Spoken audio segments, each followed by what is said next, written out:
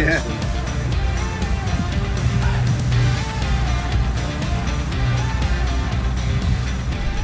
Well, folks, we're finally on the water after what, 3 weeks? Feels Feels like forever. decades. We're finally getting out for gag grouper. We've laid some pinfish traps. Now we're trying to catch some pinfish. And we got a bunch of frozen bait. We got our shrimp, of course. We got our rock shrimp. So we're going to see what happens. It's just a matter of time before we get out there. And I guess I got to stop jabbering my jaws and throw the net. Did you say you saw some? Well, it was back there. Well, I saw some that were dimping right there. Well, yeah. So we'll see what we can do.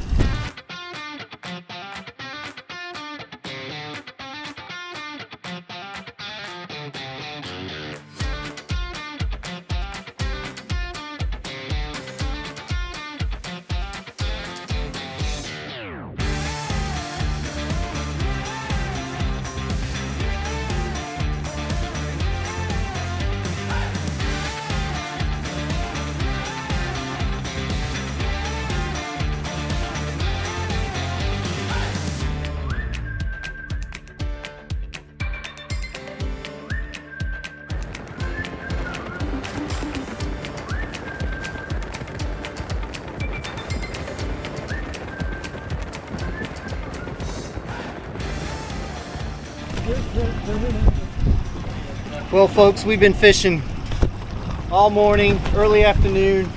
We got the three stooges over there, or two stooges over there. One's got a gag, one's got a bonita. The bite has been really slow this morning, but we're coming into the major, so it's starting to turn on some. We've got some snapper in the boat. We've lost some nice keeper gags. So we got one keeper gag in the boat. A couple of bonita if they can ever get it in. Nice. Yeah, that's weird. So we're just waiting for this major to kick off. It's supposed to kick off here in the next 5 minutes. So hopefully we can get them going. But it's been a slow morning. The bite's been off. We've really... That's not good for it. Well, that one at least is waterproof. Yeah, it is. But we've been fighting sharks big time. Well, Chad has. Poor Chad's been just absolutely brutal with the sharks. But we're north of the pipeline. We went about 6 miles, 7 miles north, like northwest of the Whistler buoy. And the sharks were just relentless. So we moved back towards the Whistler buoy by about 2.5 miles, and it seems to have made a difference. So we're kind of using light jigs right now, kind of presenting the baits as naturally as possible. But I got it. I'm just catching big snapper.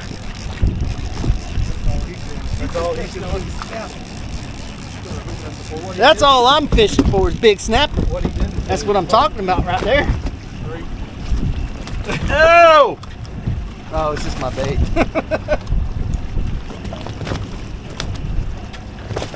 But folks, if you don't, I can't say this enough. The bite has been extremely slow this morning. If you don't follow the salooners, you need to follow the salooners. Jesus, Mr. Look at all the blood.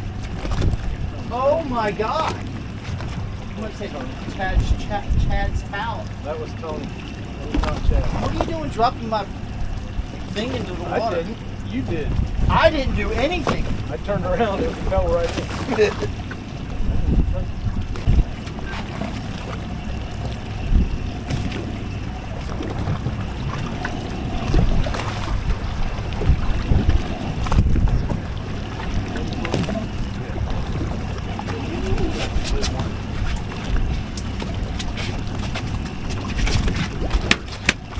There's no time for that camera not to work.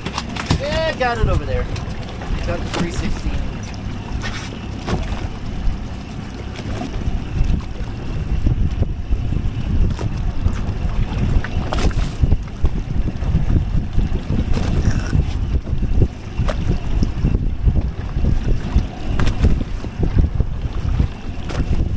got, Chad?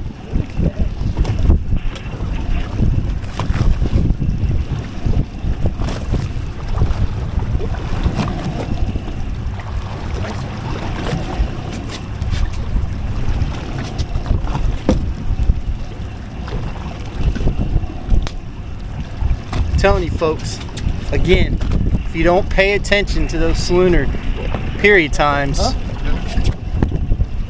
you should, because as you can see right there, that's the second one in the boat. We've been fishing all day long and the bite's been slow until that major. We didn't get a chance to fish the minor. We didn't get out here in time, but I knew that major was going to go off. So basically folks, what I'm doing is I'm using, me personally, Chad's using pinfish. I'm using a cigar minnow on a 1/4 ounce Huggy jig.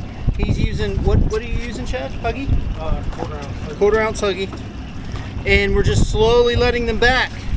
And that seems to be the ticket. 3, 4, I counted off 20 feet, or 20 pulls, that equals 60 feet. And then I'll start feeding it just simply by pulling it out like this. And it is doing the trick. It's a nice fucking line counter. Yeah, well, yeah. I don't have to count, just have to look. I'm surprised that line counter still works. I thought it was a joke when I got it. I actually like it.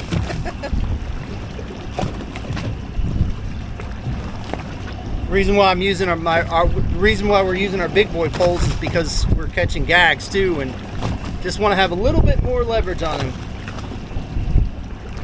So let's see what happens. I don't know how many pulls I was at because Chad interrupted me. Oh, it doesn't matter.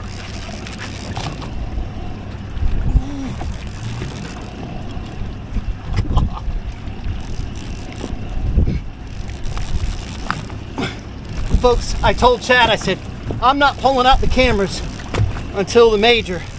And then the major hit and I said, okay, it's time to pull out the cameras. So I pull out the cameras and what happens? Bam! Big old snap. Bam! Wow.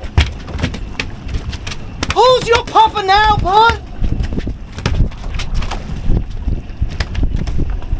Throw up the crab. Yeah.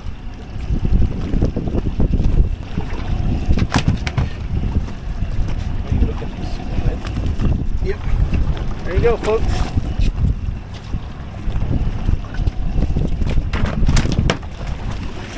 So basically I'm taking this mush of a cigar minnow, hooking them right in the back like that, actually finding a more hardy spot, and sending them down.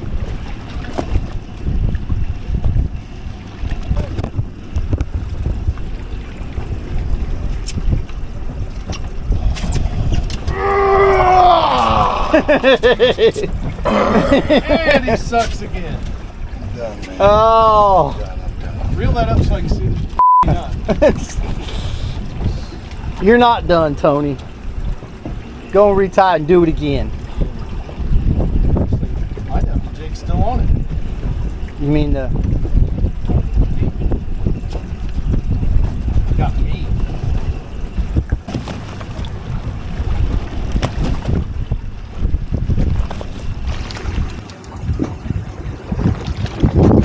Yeah, he is. Look at that one. Oh, it's a red grouper. Nice one, though. Yeah. That's it, dude. Hey, at least you still have your bait. And a pinner. Had a pinner in his mouth.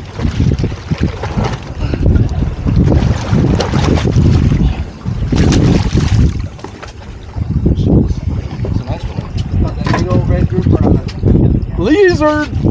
On a laser.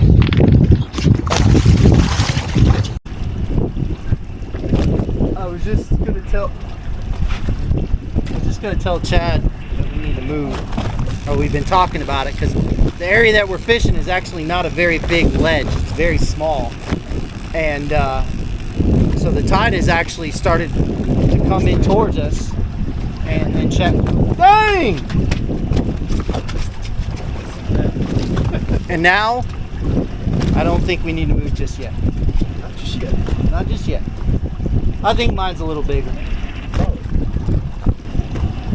I explain this to a lot of people when they come by the office. And if you're ever in the chance, if you're down in the Ruskin area, if you have a chance to stop by our office, come on by. Typically Tuesday and Wednesdays, I'm always there at the bait shop because I'm watching over the bait shop. I'm giving Brittany a couple days off. So if you have a chance, come on by. I don't even know where I was going with this. I'm not sure either. I don't know. Anyway, if you're in the area, come on by. I'd love to talk fishing. Love to talk what's going on right now. So if you get a chance, stop on by. Don't call him. Yeah, don't call me. I'll call you right back. Yeah, I don't have time. I'd rather talk to you in person than on the phone, or I mean, I don't hardly ever talk to them on the phone. It's most of the time it's, River Drive? yeah, 1510 River Drive Southwest. Most of the time it's through text. It's the easiest way for me to. Oh, you slobber knocked that one, or you got him? Oh, no.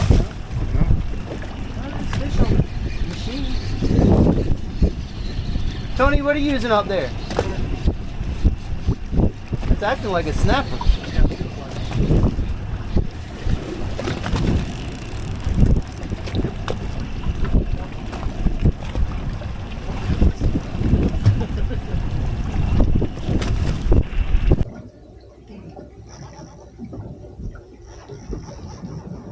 There you go. You blowing bubble gum? Blowing bubble gum. I'm blowing. This might be a big snapper though. Blowing Vienna sausages. Yep, big old snapper.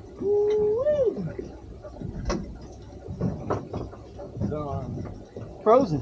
Yeah. Tony's got another one on the river fish.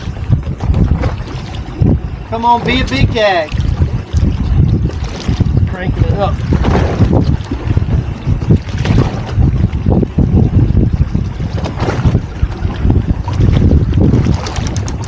Oh, shark under it. Both red. Oh, I got mine. I knew I didn't have to get it up here fast. I just had to beat Tony. well, folks, as you saw, the filming that I did was actually when the major feeding time started. The bite was extremely slow in the morning, and we had to deal with a lot of sharks, unfortunately. But as soon as that major started, that's when we got all these nice mangroves. We caught the keeper gags. We really didn't target hogfish this day. We were concentrating on gags. So when you're fishing like that, you're fishing a little bit different than you typically would, because when you're fishing for gags, I like to kind of stay on the structure, like on the ledges, on the rocks, things like that. If I'm fishing for hogfish, I like to stay off those ledges and out in kind of a sandy, hard bottom situation, because that's where those hogfish like to hang. The grouper like to hang near the structure, on the structure, or very close by, because they like to observe. When I send the camera down, it's very rare that I actually catch a gag grouper up close. They're typically off in the distance. You can see them off in the distance, kind of checking things out. They're watching the other fish when they're coming up and eating chum or eating bait. So they're very weary. It's really weird. One of the weary fish that I see on camera. Red grouper, hogfish, snapper, all those will come right up to the camera, but a gag grouper just does not want to come up to the camera. But anyway, if you guys don't concentrate on looking at the salooners, I highly recommend it. This is a video that proves it.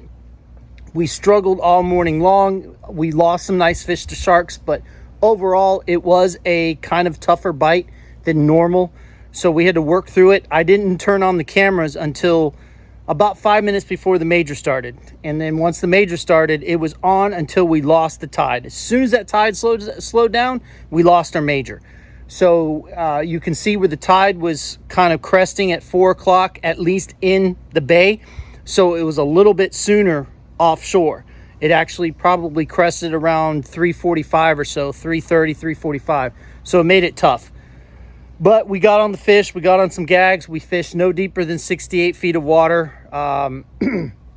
Those fish are there. You just got to pick through some of the smaller fish, but they are there if you're using pinfish and things like that, I definitely highly recommend doing something like that using bigger baits. So again, thank you for watching. Fish more, catch more, and we'll see you on the flip side.